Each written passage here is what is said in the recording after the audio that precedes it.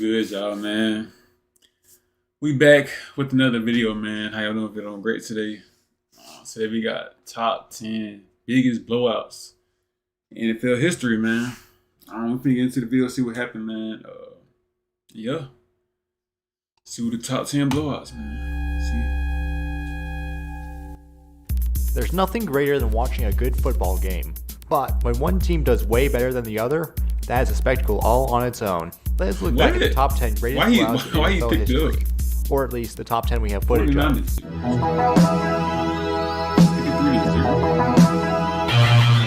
Washington was 0-7 coming in. This was their 16th straight loss in a row going back to the previous season. This was in the middle of a 24-game winless streak, one of the longest in NFL history. The Giants scored 2 safeties in the first half. That's 1/3 of all safeties scored that season to that point. Washington QB Norm Snead, a man who would go on to make 4 Pro Bowls, is playing in his rookie season. He threw 7 of 20 for 83 with 2 interceptions and a rating of 9.0. Keep in mind, if you spike the ball in every play, your QB rating would be 39.6. Then they only have like 1 bar on their helmet, 2 bars and stuff on their helmet. Izzo would go 2 of 6 for 16 with 2 interceptions and a rating of 2.8. The Giants' passing performance wasn't that great either. Their 2 QBs combined for 17 of 37 for 236, 4 touchdowns, 4 interceptions, and a rating of 63.4. The Giants had the best defense and second best offense. Washington had the worst offense and second worst defense. Washington in 1961 were last in all of these categories. Man. Washington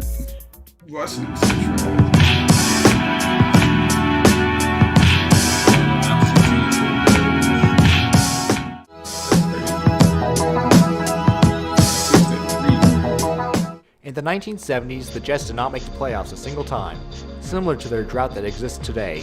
In this game, the Patriots gained a total of 597 yards. That ranks number 46 of all time. The Jets were sacked 9 times for 86 yards.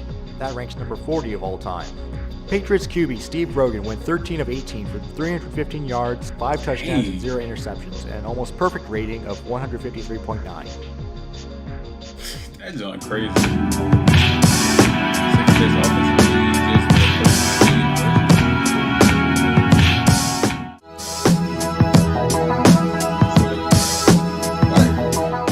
It's not often you see the Packers getting mauled by the Bears. The first time they played each other that season, the game went into overtime. The Packers won on the infamous Chester Markle play. With the game tied 6-6, Chester Markle, who had snorted coke at halftime, went out to attempt a game-winning field goal. The kick was blocked, but it bounced right into the hands of Markle, who went down to score a touchdown. Ain't no way that, but that's some Madden jump, bro. That is some Madden jump. The Bears starting QB, Vince Evans, had a perfect quarterback rating of 158.3. He went 18 of 22 for 316 with 3 touchdowns and 0 interceptions. Boy, threw a mean ass pit.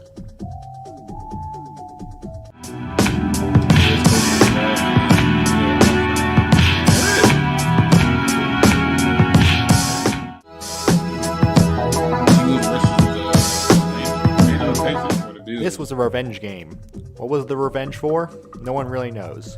What I do know is the Oilers head coach was really hated by most of the league, including Bengals head coach Sam Weish. And so Sam Weish wanted to beat the Oilers as badly as possible.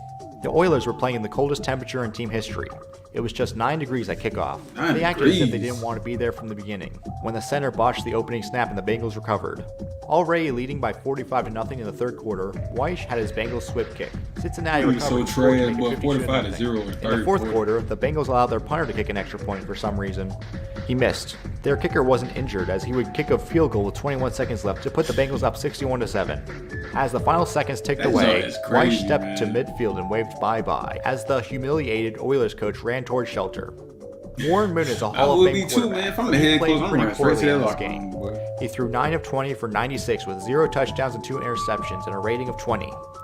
Boomer Esiason, the Bengals quarterback, played really well. He went 20 of 27 for 326 yards, 4 touchdowns, 0 interceptions, and a rating of 153.7. Even Boomer's backup played well. Eric Wilhelm went 7 of 8 for 76 with 1 touchdown, 0 interceptions, and a rating of 145.8.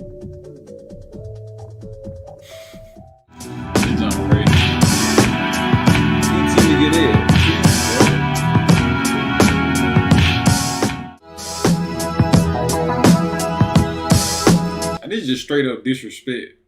I wasn't born, but you know I'm a Saints fan and all that, bro. Like, man, we got beat by the Falcons 62-7, man. At least we weren't born to see it. So hey, was there nobody born in 1973 to see that? You know what I'm saying? Yeah. The Falcons QB for this game was named Dick Shiner. Yes, that's his real name.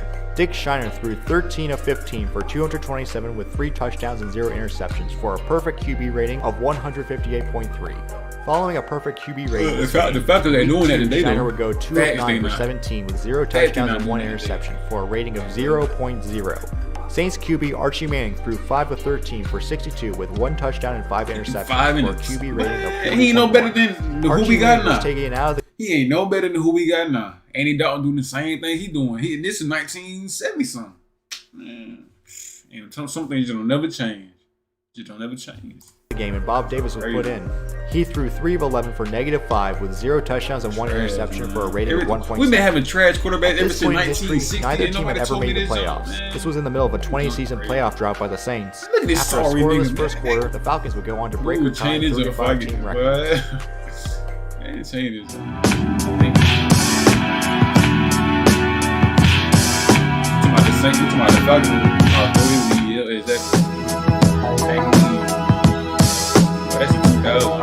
In 1999, the Jaguars went 15-0 against opponents not named the Titans and 0-3 against opponents named the Titans. This was a divisional playoff game in Dan Marino's last professional game.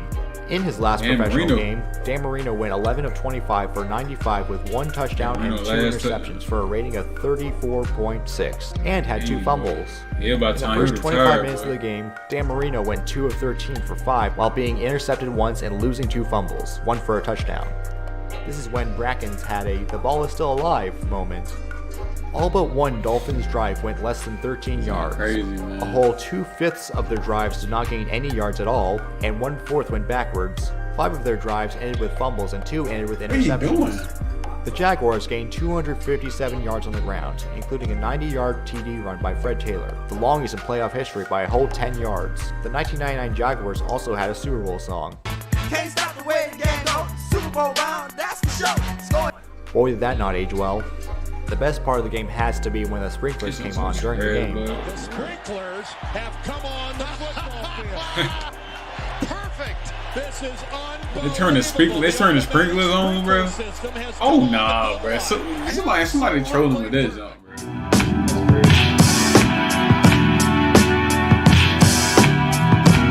They done disrespectful, bro. Turn the sprinklers on while the game. This was a rematch of Super Bowl 44 1 year later.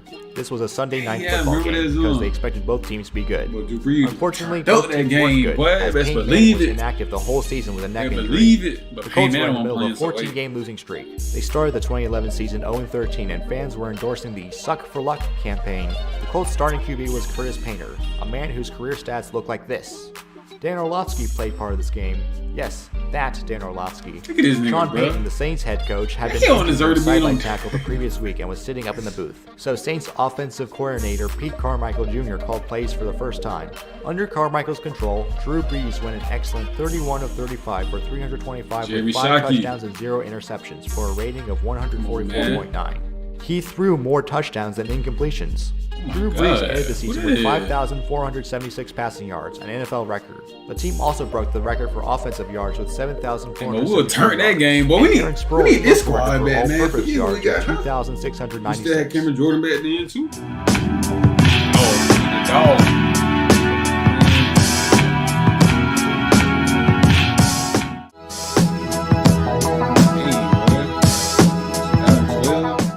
The 2012 Seahawks, with their Legion of Boom defense, allowed the fewest points of all teams that season.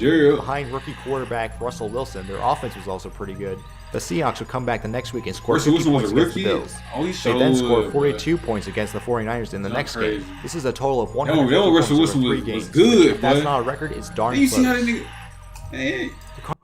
Y'all see how that man play now, bro? I mean, Russell Wilson is complete trash now, man. He might have gone retire before he tarnished his career, bro. Just go on and retire, bro. Like, he talking about some Broncos Nation and all this other junk, bro. Y'all losing by, I don't even want to talk about how much they lost by the other day. Man. Cardinals had the second worst offense that season. They started 4-0 and finished 5-11. Every season Cardinals starting QB QB John Skelton went 11 of 22 for 74 with 0 touchdowns and 4 interceptions for a rating of 18.2.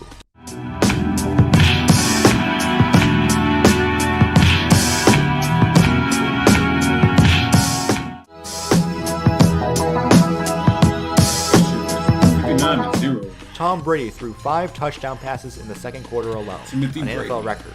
He also passed for 252 yards in that quarter, also an NFL record. Titans QB Kerry Collins' stats for the game were horrid. 2 of 12 for -7 yards. He put that right on the chest. Oh my god. Those -7 yards do not include sack yardage. Vince Young was put in later in the game and he went 0-2 with 1 interception. Combined, the 2 quarterbacks threw as many completions to Patriots as Titans. The Patriots had 619 yards of total offense, the 23rd most in NFL history, and there's been over 17,000 games. The final quarter was scoreless. The Patriots had an opportunity to run up the score and make it the worst blowout in NFL history, but they didn't. In fact, they took out Tom Brady just halfway through the third quarter. The Patriots threw for 426 yards and the Titans threw for -7. That is the largest differential in the Super Bowl era. The -7 yards by the Titans is the fewest amount of passing yards ever gained by any team in the history of the league, and it's been over 17,000 Who was that games. quarterback, bro?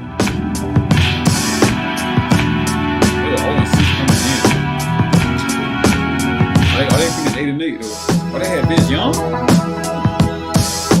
This sound about right here. The Falcons' starting QB was a guy named Kim McQuilkin, whose career stats look like this: 4 touchdowns to 29 interceptions. So trash, in this game, the Falcons were held to just 15 yards in the first half and ended with just 81 total yards. The Rams missed 3 extra points in a row. With these extra points, the final score would have been worse.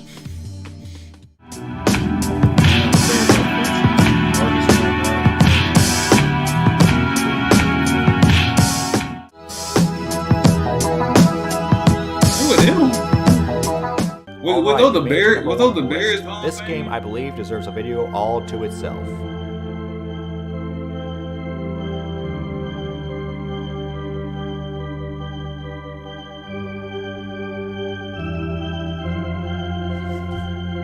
What? I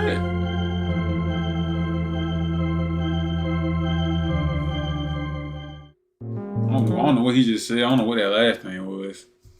But it's not crazy, man.